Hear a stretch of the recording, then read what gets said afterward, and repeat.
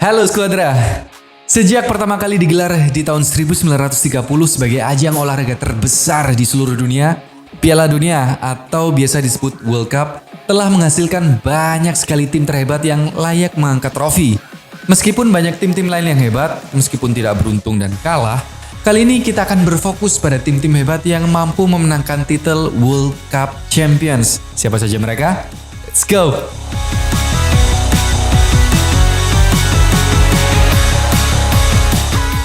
Spanyol pernah dinobatkan sebagai tim terkuat antara tahun 2008 dan 2012.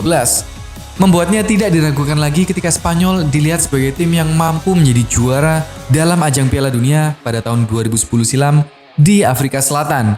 Meskipun tim ini maju sebagai pemenang, hal ini tidak sejalan dengan performa yang mereka berikan. Bisa dikatakan mereka menang karena keberuntungan saja.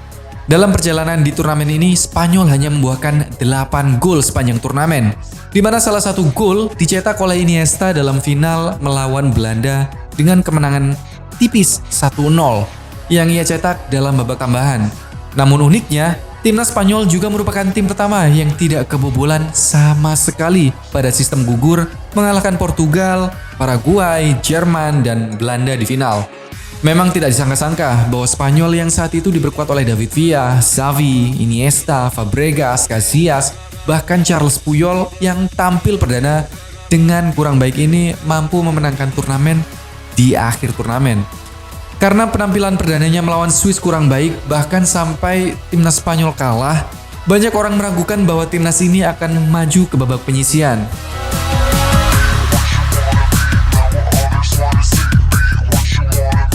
Dalam kemenangannya di Piala Dunia tahun 1934, banyak yang mengira bahwa kemenangan itu adalah hasil campur tangan dari Perdana Menteri korup Benito Mussolini. Menjadikan kemenangan Italia saat itu sangat kontroversial, berbeda dengan kemenangan beruntun di tahun 1938 di Prancis yang dipimpin oleh pelatih legendaris Vittore Pozzo. Timnas Italia mampu mengalahkan setiap lawannya di kedua turnamen, termasuk Piala Dunia di tahun 1934. Namun, saat itu banyak yang mengkritik format Piala Dunia yang hanya bisa diikuti oleh sebanyak 16 tim saja, dengan sistem knockout sebanyak 4 pertandingan masing-masing tim. Selain itu, turnamen di tahun 1934 tidak menyertakan pemenang Piala Dunia di tahun 1930, yaitu Uruguay. Dan pada akhirnya, Italia sanggup memenangkan turnamen dengan skor 2-1 melawan timnas Ceko di laga final. Pada turnamen di tahun 1938, mereka tampil sebagai timnas yang lebih tegas, yang mampu mengalahkan tuan rumah Prancis dengan skor kemenangan 3-1 di perempat final, Brazil 2-1 di semifinal, dan Hungaria 4-2 di pertandingan final. Pemain bintang Italia kala itu, Giuseppe Meazza, membuat 2 assist dalam pertandingan final itu, dan dia juga meraih penghargaan Golden Ball pada tahun 1934 sebagai pemain sepak bola terbaik di kala itu.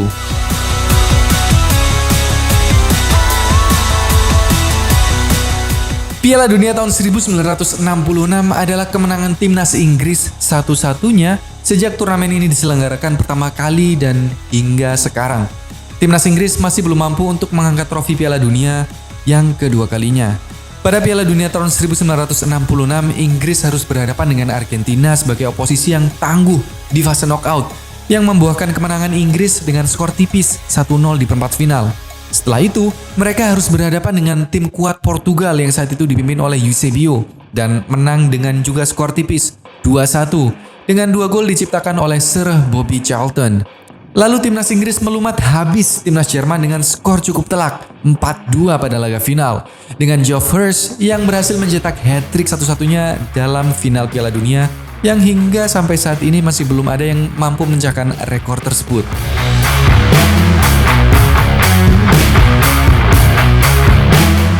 Dalam era sepak bola tahun 2000-an, Brazil merupakan timnas yang sangat kuat sekali.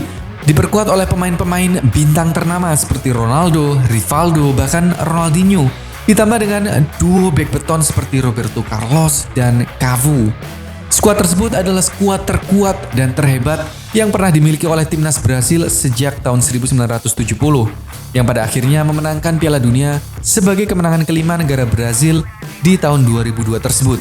Dalam Piala Dunia 2002, timnas Brazil sangat tidak terkalahkan. Bukan hampir, tapi sangat tidak terkalahkan.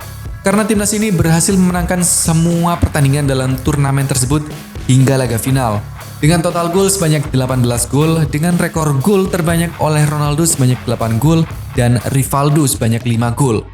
Turnamen Piala Dunia di tahun 2002 ini memang terkesan lebih mudah bagi timnas Brazil, karena timnas-timnas raksasa seperti Argentina, Italia, bahkan Prancis sebagai pemenang World Cup sebelumnya harus tereliminasi lebih awal, meninggalkan Brazil dan Jerman sebagai timnas favorit terkuat saat itu. Yang keduanya bertemu di laga puncak, yaitu di laga final yang pada akhirnya dimenangkan oleh timnas Brazil dengan skor cukup meyakinkan 2-0.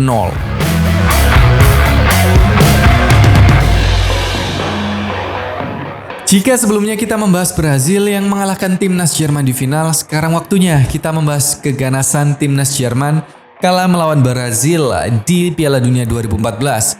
Pada laga semifinal melawan Brazil, tak disangka-sangka bahwa timnas Jerman mampu melumat habis timnas Brazil dengan skor telak 7-1 di kandang mereka sendiri. Memang pada tahun 2014, skuad timnas Jerman diperkuat oleh banyak sekali pemain-pemain bintang seperti Manuel Neuer, Thomas Müller, Philipp Lahm, Toni Kroos, Bastian Schweinsteiger, Mario Götze, Boateng, Mesut Ozil, Klose, dan masih banyak lainnya. Dengan skuad fantastis tersebut, tidak heran jika Jerman saat itu menjadi tim yang terkuat dalam ajang Piala Dunia di Brazil. Terbukti dari kemenangannya melawan tim-tim besar seperti Argentina di perempat final, Brazil pada semifinal, dan Argentina di final dengan skor kemenangan meskipun tipis 1-0 lewat gol Mario Götze di laga puncak.